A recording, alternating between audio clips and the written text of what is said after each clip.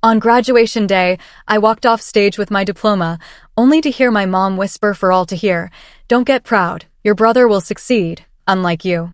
They laughed, unaware of my secret plan.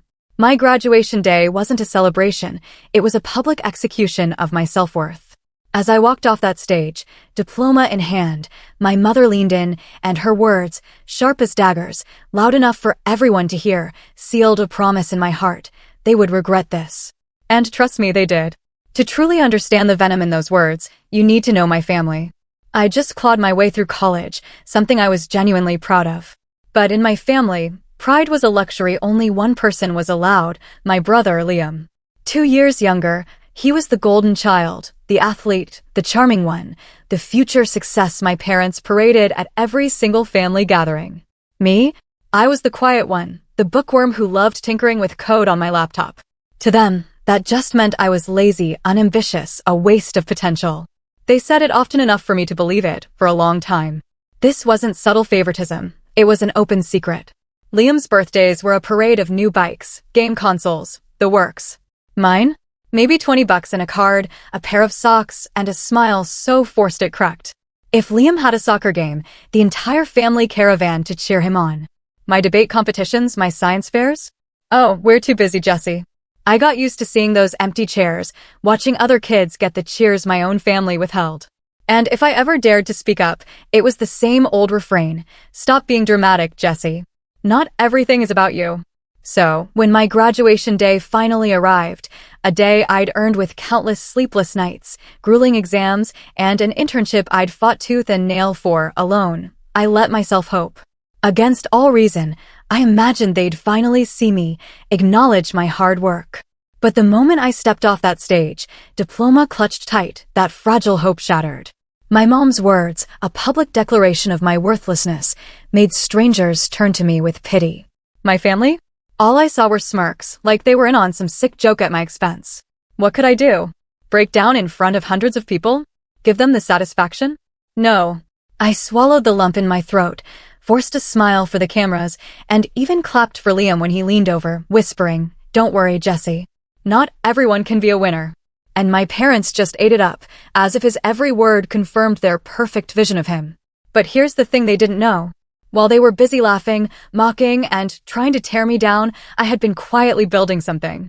Something they couldn't even begin to imagine. Every single insult, every dismissal, every time they pushed me aside, only fueled that fire. They thought I was a failure, that I'd never amount to anything, that Liam was the only one worth investing in. What they didn't realize was that I already held the blueprint for something far bigger than any of them could comprehend. Standing there on graduation day, my mom's words still ringing in my ears, I made a silent vow. They were going to find out exactly what I'd been planning. But not yet. Not until the timing was perfect. In that moment, the thought settled deep in my chest. This wasn't just about proving them wrong. This was about inevitable, sweet revenge. After graduation, I moved back home temporarily. It was a blessing because it gave me time to quietly piece together the final stages of my plan. But it was also a curse because it plunged me right back into the suffocating environment I'd spent 4 years trying to escape. Every single morning, it was clear Liam was the sun, and I was just expected to orbit around him. The first week back, my dad barged into my room without knocking. "Jesse," he said, "run to the store. Grab Liam some protein powder. He's got an important practice." I blinked at him, half asleep, thinking he had to be joking. "Dad, I tried. Why can't Liam go himself? He has his car." My dad just waved me off, that look on his face that said, "Don't question me. He needs to focus on training, not errands. Support your brother." And that was it. My own responsibilities, my job hunt, utterly irrelevant. Liam's training, which, by the way, was just him hitting the gym with his buddies, always took priority. Dinner was somehow even more infuriating. My mom would shower Liam with praise for lifting a new weight, asking about his day in excruciating detail. Then, after a pause so heavy you could feel it, she'd turn to me. "So, Jesse, did you hear back from any jobs yet?" If I said no, her lips would press into a thin, disappointed line, and she'd sigh dramatically, as if I had just ruined her evening. Once, I tried to talk about a project for my internship, but she cut me off mid-sentence to tell Liam how proud she was that he'd networked with some older guy at the gym. Networking apparently meant Liam casually chatted between sets and bragged about himself. Far more valuable than my 4 years of hard work, obviously. It wasn't just my parents. The extended family played along too. My aunt came over one Sunday with a cake, piping Liam's name in blue icing. For our future success story, she'd chirped, placing it in front of him. I stood there, awkwardly, waiting for a "Congratulations, Jesse, on graduating." But nothing. Instead, she asked me to grab plates from the kitchen. I carried them out, my face a mask, trying to hide the sting, while Liam just leaned back, soaking up the attention like it was his birthright. One night, I was at the kitchen table, deep in resume revisions and cover letter writing. Liam sauntered in, dumped his gym bag on the counter, and just demanded, "Jess, scoot over. I need the table." Not an excuse me, not a please. Just pure entitlement. I told him I was working. He shrugged. "Yeah, but my buddies are coming over for a fantasy football draft. This is the only good spot." My mom, of course, overheard and immediately chimed in, "Jesse, don't be selfish. You can work upstairs in your room. Let your brother have his fun." So I gathered my laptop, my notes, and what little pride I had left and walked out. Upstairs, in the dark, with only my screen glowing, my heart pounded with a mix of frustration and utter disbelief. Why did I put up with this? Why did their words still hurt so deeply? Then I remembered, they didn't know. They didn't know what I was quietly building. And the more they pushed me aside, the more certain I became that when the time came, the impact would be seismic. The constant comparisons were salt in the wound. My dad had this knack for dressing up little digs as advice. "You should really watch Liam, Jesse. He's got ambition. You could learn something. Or, don't get too comfortable. Liam's already talking about starting his own business." The irony was hilarious. Liam's business ideas were nothing but daydreams about opening a chain of gyms he had no money or plan for. But to my parents, the idea alone was proof of his genius. Me? I was sending out applications, getting callbacks, actually building something real, something I hadn't dared to tell them about. Then came the ultimate manipulation. My mom cornered me one evening when Dad and Liam were out. She sat me down, her eyes full of fake softness. "Jesse," she began, "I know you're trying, but maybe it's time to think about supporting Liam. He has so much potential. He just needs the right resources. You could help him get started." I blinked. "Are you saying you want me to give him money?" She gave a faint, clever little smile. "Not give, Jesse. Invest. It would be a good way to show you're not selfish. You've always had trouble with that." I wanted to scream. Invest in his imaginary gym franchise? The sheer audacity made my hands shake.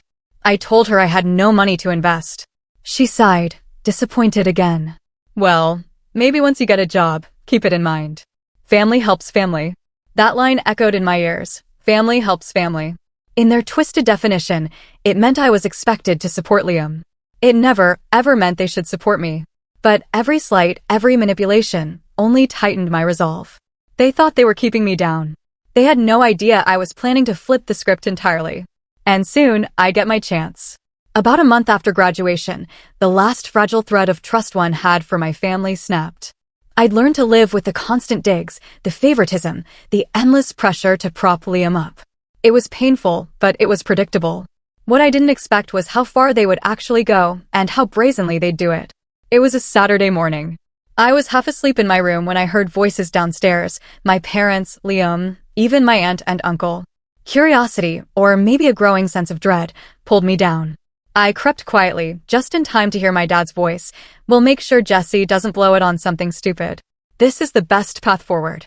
My stomach dropped like a stone. "Blow what?" I leaned against the hallway wall, listening.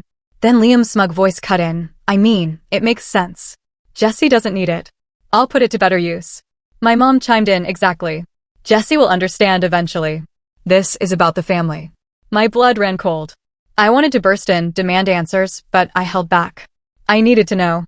My heart pounded against my ribs until my aunt finally asked, "So, when do you plan to tell Jesse about the savings?" Savings? That single word hit me like a physical blow. My mind raced, trying to connect the dots. Then my dad said it, flat and cold. "We already transferred it. Jesse will never even know." My head spun. The savings they were talking about. It wasn't just any account. It was mine. Every dollar I'd earned since I was a kid, tutoring, summer jobs, bookstore shifts, went into that account. I wasn't flashy. I didn't waste money on trips or expensive clothes. That account was my lifeline, my cushion, the money for my future rent, maybe even to seed my own project. I'd watched it grow for years, from hundreds to something substantial. And now? It was gone. I walked into the living room, my legs moving without my permission. The surprise on their faces, quickly masked by annoyance, as if I was the one out of line, said everything. My dad didn't even bother with excuses. "Jesse, sit down. We were going to tell you anyway." My voice was a shaky whisper. "Tell me what? That you stole my savings?"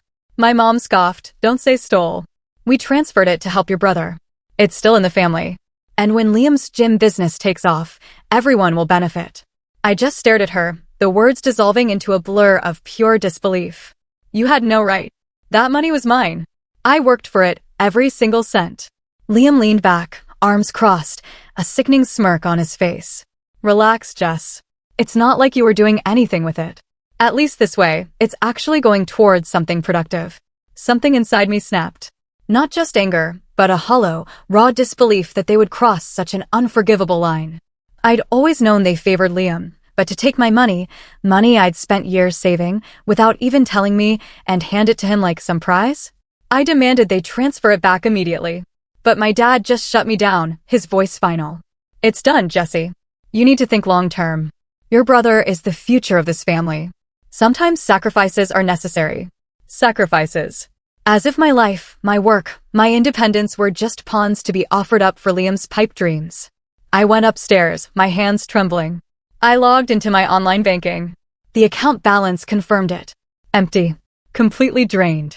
My chest tightened, a scream rising in my throat as I stared at the screen. That night, I couldn't eat. I lay in my room, staring at the ceiling, the words echoing. "We already transferred it. Jesse will never even know." The betrayal wasn't just financial. It was a devastating message. They didn't see me as my own person. To them, I was just a resource to be harvested, a background character in the glorious story of Liam's success. But beneath the heartbreak and fury, something else ignited. The betrayal had crystallized my resolve. If before, I'd been planning revenge out of hurt pride, now it was something deeper. This was about justice.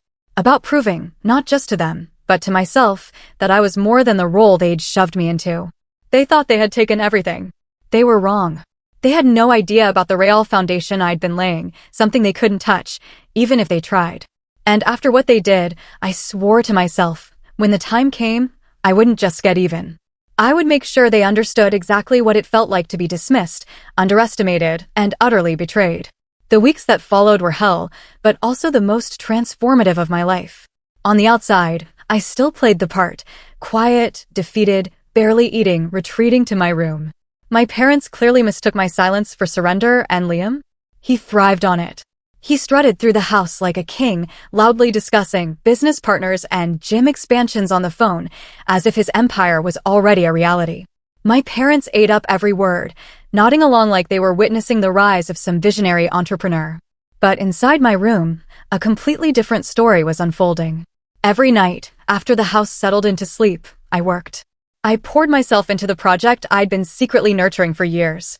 It wasn't glamorous. Just endless hours staring at lines of code, refining designs, scrapping things that didn't work, starting over.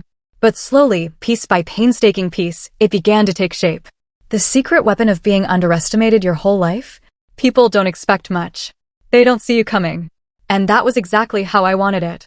While Liam played businessman, with other people's money, my money, I was building something real, something tangible. The first wins were small. I sold a few pieces of digital software online. Not huge payouts, but enough to remind me my skills had value. Then came freelance design gigs, followed by a steady stream of clients. My new bank account, locked down, completely separate from the one my parents could access, began to grow. Not in massive leaps, but in steady, undeniable steps. It wasn't just about the money, though. It was the feeling of control, of seeing my hard work translate into something real, on my terms. Every dollar felt like reclaiming a piece of what my family had stolen from me. This time, no one was touching it. Meanwhile, Liam's business was already showing cracks. He had no real plan, no genuine connections, just an inflated ego and the entitlement my parents had spoon-fed him for years. The money they'd stolen from me dwindled fast, blown on flashy equipment, networking parties, and empty promises. But my parents still praised him. "He's investing in his future," my mom would say, completely blind to the cash burning a hole in Liam's pocket. I stayed quiet. Let them believe whatever they wanted. The more they overlooked me, the freer I was to build. My life outside that house was truly changing. A company I'd applied to months ago finally called me back, not just for an interview, but with an offer. It wasn't glamorous, but it was stable, a decent salary, and real room for growth. My parents barely acknowledged it when I told them. My dad just muttered, "Well, at least you'll have something until you figure out what you're really doing." Liam snickered, "Don't worry, Jess. Once my gym's open, you can always work the front desk." Their words still stung, but less so now. Deep down, I knew something they didn't. I wasn't just surviving anymore. I was climbing. I took the job, worked my 9 to 5, then came home and dove into my side projects. The exhaustion was brutal, but so was the progress. I started making connections in the tech world, small at first, but growing steadily. These were people who valued what I could do, who saw potential where my family only saw failure. Every paycheck, every client, every late-night breakthrough built a momentum I'd never felt before. It was intoxicating. I was no longer the kid begging for scraps of validation. I was becoming someone they wouldn't recognize, someone they couldn't control. And as my confidence soared, so did my vision. I realized I didn't just want to prove them wrong. I wanted to rise so far beyond their expectations that the very idea of underestimating me would look absolutely laughable in hindsight. So, I doubled down. I saved aggressively, invested carefully, and reinvested every freelance dollar into expanding my reach. Slowly, quietly, Jesse, the family's failure, was building something far stronger than any gym Liam could ever dream up. And through it all, I kept one thought tucked away like a secret weapon. When the time was right, I would show them. Not with anger, not with shouting, but with undeniable proof that everything they believed about me was a lie. And when that moment came, they would finally understand who I really was. By the time autumn rolled around, I wasn't that hollow, defeated kid who stared at an empty bank account. My new job gave me stability, my freelance work gave me momentum, and the quiet online network I'd built gave me a sense of power my family couldn't even begin to imagine. But I didn't want to just succeed in silence anymore. I wanted to be ready to flip the script. And as fate would have it, the opportunity arrived in the most unexpected ways. It started innocently. One evening, working late on a client project, I heard Liam downstairs, bragging again. He was talking about locking down a partnership for a local warehouse, the first step, apparently, toward his grand gym dream. His voice dripped with self-importance. Normally, I tuned him out, but something caught my ear. He mentioned needing proof of funds and getting creative with paperwork to show he had more capital than he really did. My ears perked right up. Creative paperwork?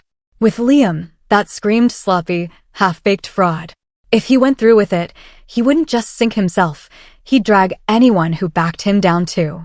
That same week, I got a promotion at work. It was small, but significant. It gave me more access to resources, including training in project management and financial tools. I learned to read contracts, balance budgets, evaluate investments, the kind of knowledge my family assumed I'd never be capable of. But there I was, soaking it all up. For the first time, I wasn't just surviving, I was actively preparing. The real turning point, though, came from an unexpected source. My boss, who had taken a liking to me, invited me to a networking event downtown. I was nervous. These things always felt built for people like Liam, the smooth-talking big egos. But I went, and that night, everything changed. I met a handful of entrepreneurs, some small, some surprisingly influential. We got talking about tech, efficiency, digital platforms. Casually, I mentioned one of the projects I'd been building in my spare time, half expecting them to dismiss it. Instead, a man who ran a mid-sized startup leaned forward, genuinely impressed. "You built that on your own?" he asked.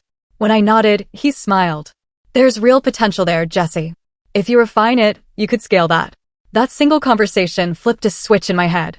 All those nights I'd spent coding, designing, tinkering, they weren't just busy work. They weren't just about survival. They were the blueprint for something bigger. A product. A business. Maybe even an empire.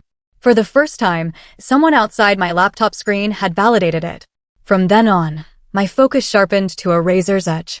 I worked my day job, then client work in the evenings, and poured my nights into my project.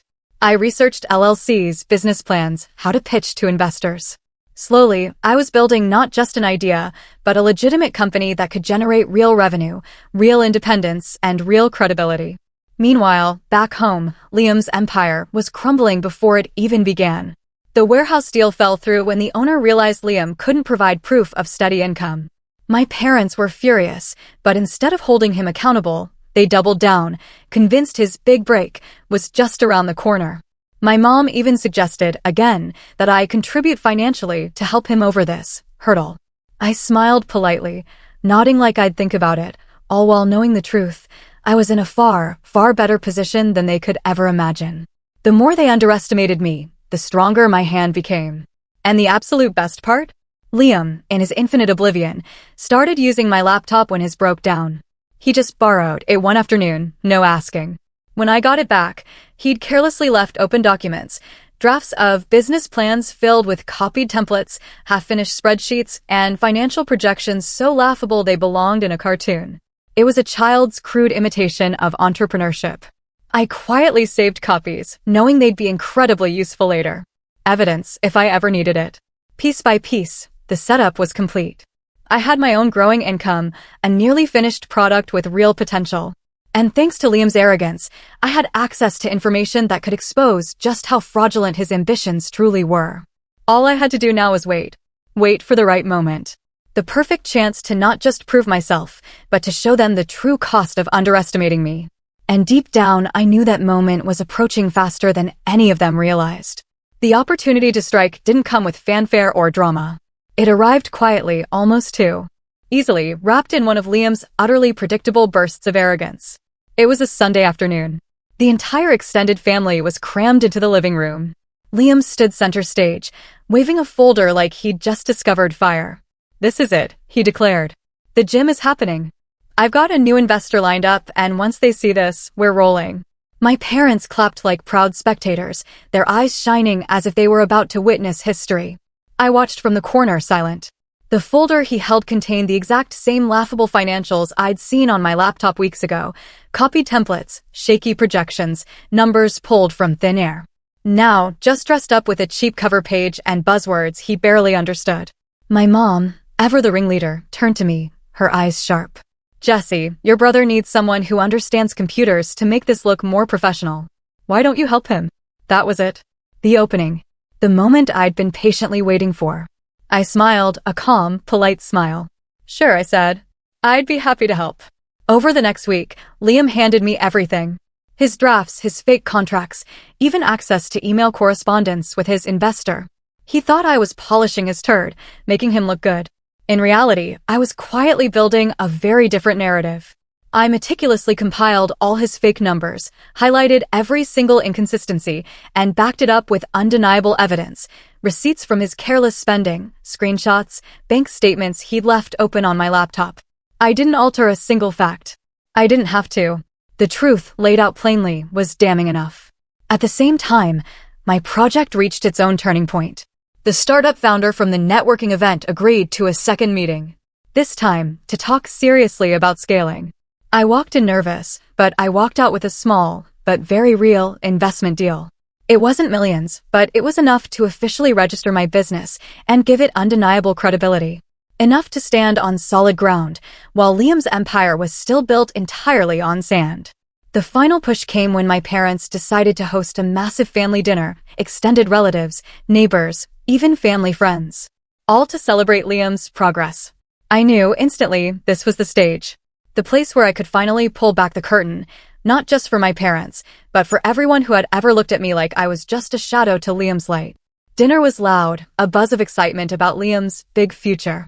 He passed around his folder again, proudly explaining how his gym would be profitable within the first year, how he was already negotiating a second location. People nodded along, impressed by his confidence, completely blind to the hollow emptiness beneath it. When the room finally settled, I cleared my throat. "Actually," I said quietly, "since I helped with the documents, I think everyone deserves to see the full picture." Liam grinned, thinking I was about to sing his praises. My parents looked at me expectantly, almost beaming. I stood, opened my laptop, and connected it to the living room TV. Slide after agonizing slide appeared. Liam's real projections. his copied templates, his fabricated numbers. I explained each one calmly, factually, without a hint of malice. Here, I said, pointing to a spreadsheet, he claims $50,000 in startup capital, but bank records show the account never had more than $8,000, most of which has already been spent. Murmurs erupted. Liam's smug smile faltered. I kept going, methodical and unshakable. This section projects memberships doubling within 3 months, but no feasibility study was ever conducted. The source listed here is literally a Wikipedia article. I clicked through, each slide peeling back another humiliating layer of his fantasy. By the time I finished, the room was silent. Pin drop silent. Every eye was on Liam, whose face was pale, twitching with raw rage. My mom finally broke the silence, her voice tight with fury. Jesse, why would you do this? You're humiliating your brother. I met her gaze steady. No fear. No, I said. I'm showing the truth. You wanted me to help him? I did. I helped by making sure no one here gets pulled into a scam. That was the first part of the revenge, exposing Liam's fraud. The second part was even sweeter. As the whispers grew louder, I switched slides one last time. This time, it was my own work. My project. I explained it briefly, showed the product in action, and then mentioned casually, almost as an afterthought, that I'd already secured funding and officially registered my business. The shift in the room was palpable. Faces that had been filled with pity or amusement towards me now looked genuinely surprised, even impressed. My aunt leaned forward, eyes wide. Jesse, this is yours? I nodded, calm, controlled. While Liam stammered out pathetic excuses in the background, I stood tall, presenting myself not as the overlooked, underestimated failure, but as someone who had built something real. My parents sat in stunned silence. My mom's fork frozen halfway to her mouth. My dad's jaw clenched tight. Liam sputtered, he's lying. He's just making this up to make me look bad. But no one was listening to him anymore. The attention, for the first time in my entire life, was solely on me. And I wasn't done yet. The silence after my presentation was so thick, you could almost hear the walls holding their breath. Liam's face was blotchy red, his jaw twitching as he desperately tried to force a smile, to salvage something from the wreckage. None of that matters, he stammered, waving a hand dismissively at the screen. Just twisted the numbers. He doesn't get it. He's jealous. You all know I'm the one with a vision. But his words just fell flat. No one was nodding anymore. My cousins exchanged uneasy glances. One even muttered, this is bad. My aunt, the same one who'd once brought a cake celebrating Liam's future success, shook her head. You can't fake finances, Liam. That's not vision. That's fraud. My dad cleared his throat, trying to reassert control. Enough of this, Jesse. You've embarrassed your family, turning on your own brother in front of everyone. His voice was firm, but his eyes betrayed him. He looked rattled, uncertain, like he couldn't reconcile what he'd just seen with the image of me he'd clung to for years. I stayed calm. That was the most important part. No shouting, no anger, just a steady voice. I didn't embarrass the family, I said. I protected it. If anyone here had invested in Liam's plan, they would have lost everything. I showed the truth, and the truth doesn't need defending. The relatives murmured in agreement. Someone even said aloud, Jesse's right. Just like that, the tide shifted. My parents, whose entire worldview was built around Liam's supposed brilliance, sat frozen as the rest of the family turned their attention to me, asking questions about my project, nodding genuinely as I explained it. For once, I wasn't the background character. I was the one holding the room. Liam snapped. He slammed his fist on the table. This isn't over. You think you're better than me? You'll always be nothing, Jesse. Nothing. He stormed out, his chair toppling behind him. My mom scurried after him, calling his name. My dad stayed seated, staring hard at me. He opened his mouth to speak, then closed it again. The heavy silence between us said more than words ever could. In the days that followed, the fallout was swift. Word spread like wildfire. People who had once bragged about Liam's potential quietly distanced themselves, admitting they'd had doubts all along. My parents desperately tried to contain the damage, but every attempt only made it worse. Their golden child had been exposed, and no amount of denial could patch over those cracks. Meanwhile, my project soared. The startup founder introduced me to more contacts, and within months, I had paying clients, steady revenue, and a reputation growing faster than I could have ever imagined. The account my parents had stolen? I didn't even miss it anymore. I was building something far greater, something truly untouchable. My parents' attempts to pull me back in, to guilt me into helping Liam rebuild, fell utterly flat. I declined politely, firmly, every single time. The power dynamic had irrevocably shifted, and they knew it. For the first time in my life, they looked at me not with disdain, but with hesitation. The kind you reserve for someone who no longer fits neatly into the tiny, suffocating box you built for them. The last time I saw Liam, he couldn't meet my eyes. The confidence, the arrogance, all of it had drained away, leaving only bitter resentment. He muttered something about how I'd ruined his life. I didn't respond. I didn't need to. Deep down, we both knew the truth. He had ruined it himself. And so, the boy they laughed at on graduation day, the one dismissed as a failure, walked away from the ashes of their favoritism. Not broken, but stronger, more determined than ever. I remember standing in my new apartment one evening, my laptop glowing, a signed contract for a major client sitting beside it, my business truly taking off. The house was quiet. I thought back to my mom's words, "Don't get too proud." And for the first time, I let myself smile.